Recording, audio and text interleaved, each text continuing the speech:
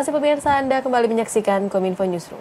Pemirsa, keindahan alam Nusa Tenggara Timur terbentang luas dan menarik untuk dijelajahi. Sebagian besar masyarakat mungkin hanya mengetahui Labuan Bajo, Danau Kelimutu, Pulau Komodo, Pulau Radar, dan juga Desa Wairebo. Namun terdapat satu daerah yang mempesona mata, yakni Saburai Jua. Bagi Anda pecinta petualangan, Pulau Saburai Jua memiliki banyak tempat wisata menarik. Apa saja? Berikut liputan selengkapnya untuk Anda.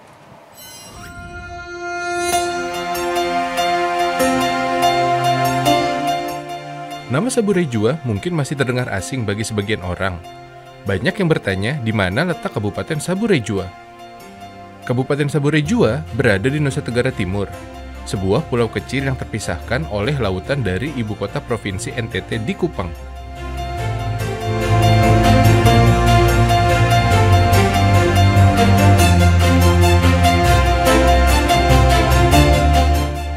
Mendekati area Pulau Sabu, dari udara, pemandangan magis Pantai Biru, area perbukitan khas Indonesia Timur, menyambut kedatangan para tamu di Saburai Jua.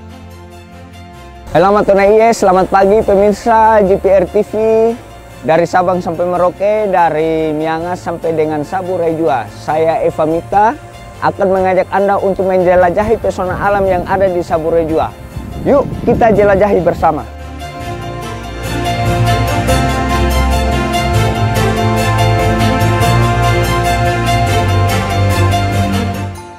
Setelah kaki menginjak tanah Saburai Jua, destinasi pertama yang harus Anda kunjungi adalah Gua Mabala. Gua Mabala merupakan destinasi wisata yang belum banyak didatangi wisatawan saat ke Saburai Jua. Terletak di Desa Emau, Gua Mabala kurang lebih berjarak 11 km dari pusat kota Seba. Anda bisa menggunakan motor atau mobil menuju Gua Mabala. Setibanya di lokasi, wisatawan dapat bersantai sejenak di lopo atau bale-bale sebelum masuk ke dalam mulut gua. Pemirsa, saat ini saya berada di wisata alam Gua Mabala, yaitu wisata alam yang terletak di Desa Emau, Kecamatan Sabu Tengah, Kabupaten Saburai Jua. Bagaimana bentuk atau keunikannya? Yuk kita lihat bersama.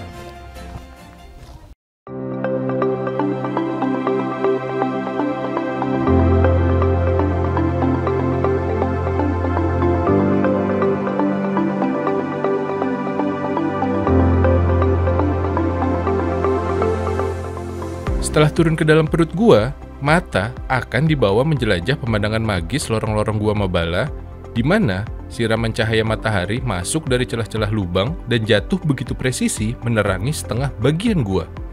Untuk melihat siraman cahaya matahari yang artistik di Gua Mabala, Anda harus tiba di Gua Mabala tepat jam 11 siang. Di jam 11, cahaya matahari akan jatuh tegak lurus tepat di atas batu putih.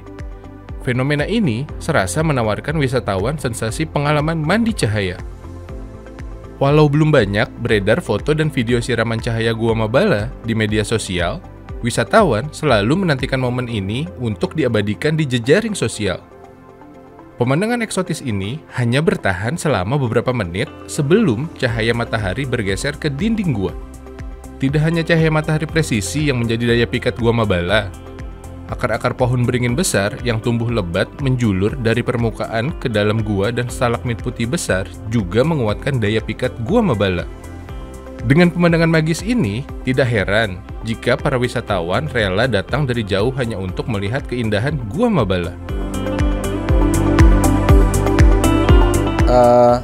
Kalau ke Gua Mabala, saya penasaran sama cahaya yang masuk ke dalam gua itu, dan ketika saya lihat beberapa foto yang ada di media sosial, hal itu yang membuat saya tertarik dan penasaran hingga sampai di Gua Mabala saat ini.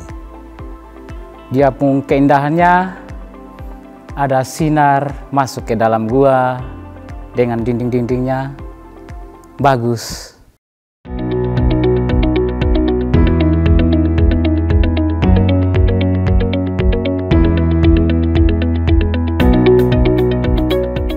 Dari Gua Mabala, jelajah Saburai Jua berpindah ke objek wisata paling ikonik di Saburai Jua, bahkan di Indonesia. Objek wisata satu ini begitu ikonik di Saburai Jua, karena di muka bumi ini tidak banyak bukit yang memiliki ragam gradiasi warna. Di Indonesia, pemandangan itu hanya ada di Kelabamaja. Kelaba Maja merupakan area perbukitan karst yang spektakuler dengan gradasi 4 warna. Bukit Kelaba Maja ada di lokasi berbeda dengan Gua Mabala, sehingga dibutuhkan perjalanan 1 jam berkendara dari Gua Mabala ke Kelaba Maja. Tidak perlu khawatir, akses jalan ke Kelaba Maja sudah teraspal sepenuhnya, sehingga wisatawan tak perlu lagi bersusah payah menuju lokasi. Perjalanan 1 jam pun akan terasa singkat. Selamat datang di tempat wisata paling ikonik di Sabu Raijua, Kelaba Maja. Tempat ini pernah memenangkan Anugerah Pesona Indonesia dalam kategori Surga Tersembunyi Terpopuler 2020. Pemandangan ini terbentuk secara alami. Untuk melihat lebih dekatnya, mari ikuti saya. Secara kontur geologis, Kelaba Maja berada di ngarai perbukitan Desa Wadumedi, Kecamatan Haumahera, Sabu Barat. Struktur tebing Kelaba Maja terlihat seperti pilar-pilar yang menyembul, berlekuk-lekuk, dan mengerucut. Pada dimensi horizontal, batu Kelaba Maja memiliki gradasi warna yang artistik yaitu kelabu, merah marun, putih, dan coklat. Pada musim hujan, warna putih akan berubah menjadi kebiruan yang mempercantik tampilan Kelaba Maja. Di antara jajaran pilar-pilar tebing yang megah dan besar, mata akan terhenti pada keunikan jajaran batu keseimbangan. Batu keseimbangan berupa batu besar yang berpijak kokoh pada pilar-pilar bukit. Masyarakat setempat meyakini 3 batu paling besar yang hampir sejajar melambangkan ayah, ibu, dan anak. Lalu, di bagian tengah pilar batu keseimbangan, terdapat batu yang dalam upacara adat dijadikan altar persembahan oleh masyarakat setempat pada waktu-waktu tertentu. Karena adanya kepercayaan akan nilai-nilai budaya yang menyertai tempat ini, wisatawan yang datang diminta menunjukkan rasa hormatnya selama di Kelaba Maja. Rasa hormat ditunjukkan dengan mengenakan tenun khas Sabu dan menjaga sikap, ucapan, dan etika selama berada di Kelaba Maja.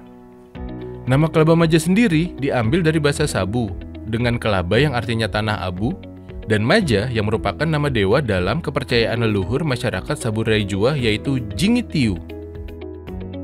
Kelaba Maja naik pamor sebagai primadona baru wisata NTT saat namanya mulai terpublikasi di media dan jejaring sosial setelah juara pertama di Anugerah Pesona Indonesia tahun 2018 dalam kategori Surga Tersembunyi Terpopuler.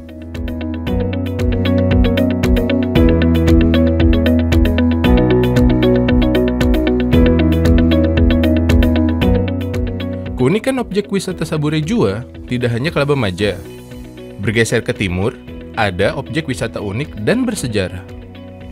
Berjarak 1 jam perjalanan menuju timur dari Kelaba Maja, terdapat fenomena alam unik lainnya yakni Batu Gong. Lokasi Batu Gong berada di Desa Waduwela, Kecamatan Sabu Liae. Pantai Ege, disebut juga Benteng Ege. Julukan ini disematkan karena pada masa lampau, kolonial Belanda membangun bentengnya di area ini.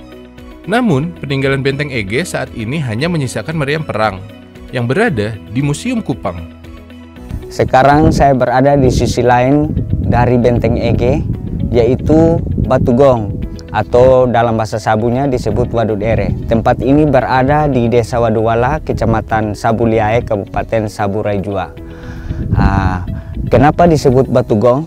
Yuk kita dengar bersama-sama. Hanya ada 2 batu besar di dalamnya. Sepintas, tak ada yang berbeda dengan batu pada umumnya. Perbedaan baru terasa saat batu besar dipukul dengan batu kecil. Benturan batu mengeluarkan suara nyaring seperti gong. Karena itulah, batu ini disebut Batu Gong. Suara ketukan batu yang dipukul seakan menjadi alat berkomunikasi.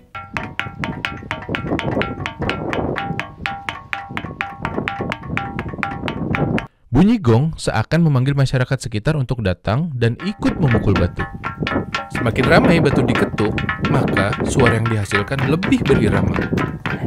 Belum ada penjelasan logis dari fenomena batu alam gong ini, karena tidak ada rongga pada batu yang memungkinkan batu mengeluarkan suara.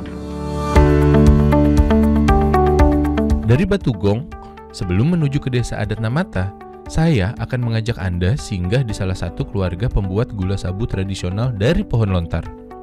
Selain panorama alam yang istimewa, Sabu Raijua juga dikenal sebagai Kabupaten Seribu Lontar. Bagi masyarakat Sabu Raijua, keberadaan pohon lontar sangat spesial. Pohon lontar sejak lama telah memberikan nafas kehidupan dan menjaga lumbung pangan masyarakat Sabure Jua di musim kemarau panjang yang bisa lebih dari 6 bulan. Masyarakat Sabure Jua menyantap pohon lontar dengan memanfaatkan air nira yang tersembunyi di tangkai panjang pohon lontar. Menurut Mama Nalena Raba, sang pembuat gula sabu tradisional, pohon lontar dengan maya yang mekar dan berjatuhan menandakan nira di pohon siap disadap. Pengumpulan air nira diambil dari beberapa batang pohon lontar menggunakan ngapi due dan ditampung ke dalam haba due. Dari haba due, air nira disaring ke kebihan due. Penyaringan diperlukan untuk memastikan tidak ada kotoran atau nektar bunga yang ikut tercampur saat gula dimasak nanti atau saat diminum. Air nira yang telah disaring kini siap dimasak menjadi gula. Air nira yang tersaring dituang ke dalam wajan besar, kemudian kayu-kayu kering yang dikumpulkan dibakar tepat di atas wajan. Kayu yang terbakar memanaskan wajan dan membuat nira dalam wajan mendidih. Setelah berbuih, nira diaduk sesekali hingga mengental dan berwarna kecoklatan. Dibutuhkan waktu hampir 3 jam untuk mengentalkan nira menjadi gula. Bagi Mama Nalena Raba, membuat gula sabu ini telah ia lakoni selama puluhan tahun. Dari gula sabulah, dirinya dan keluarga bisa bertahan hidup. Masyarakat Sabu mengkonsumsi gula sabu dengan cara sederhana, seperti dimakan dengan buah, dicampur ke teh atau kopi, ataupun digado begitu saja. Gula sabu dapat disimpan dalam waktu cukup lama. Semakin lama disimpan, warna gula akan berubah menjadi hitam seperti kecap. Selain tenun, gula sabu menjadi oleh-oleh yang banyak dibeli wisatawan saat ke Sabure Jua.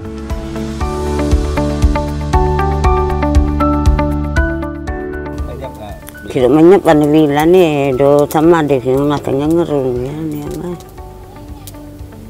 Kebiye no ya mai ra ko idau mami biye ki.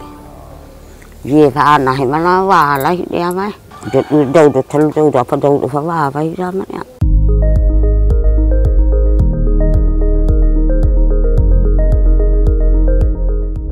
Dari tempat Mama Nalena Raba, perjalanan berlanjut ke salah satu desa adat tertua di Sabure Jua, yaitu Desa Namata. Desa adat Namata termasuk salah satu destinasi wisata populer di Sabure Jua. Desa adat Namata berada di dekat Bandara Tardamu.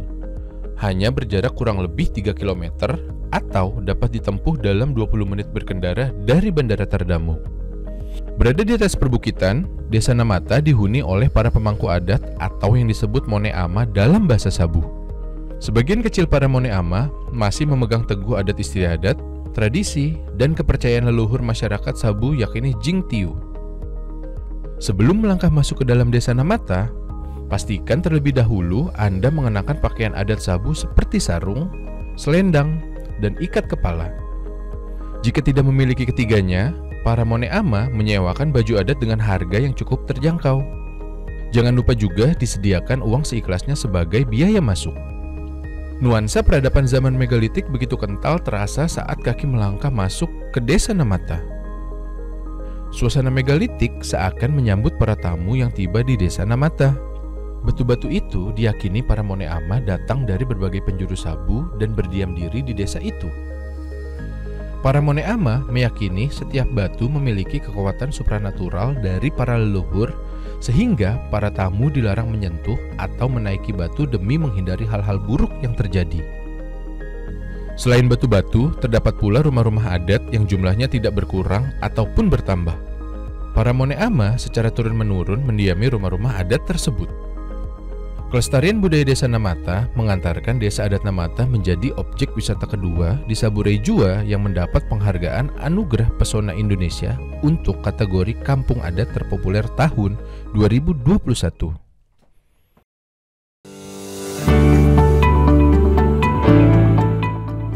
Meski berada di teras Indonesia bagian selatan, Tuhan memberkati Pulau Sabure Jua dengan keindahan panorama alam memukau, budaya leluhur yang tak luntur, dan kehidupan harmonis manusia dan alam.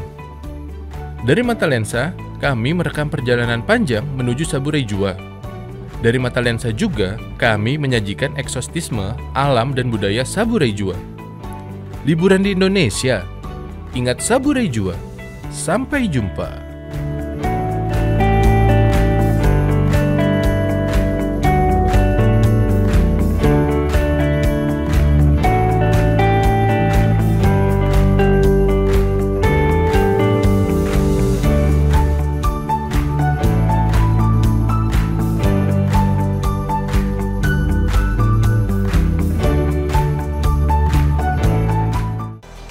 Pemirsa, informasi yang baru saja Anda saksikan sekaligus menutup perjumpaan kita dalam Kominfo Newsroom malam ini.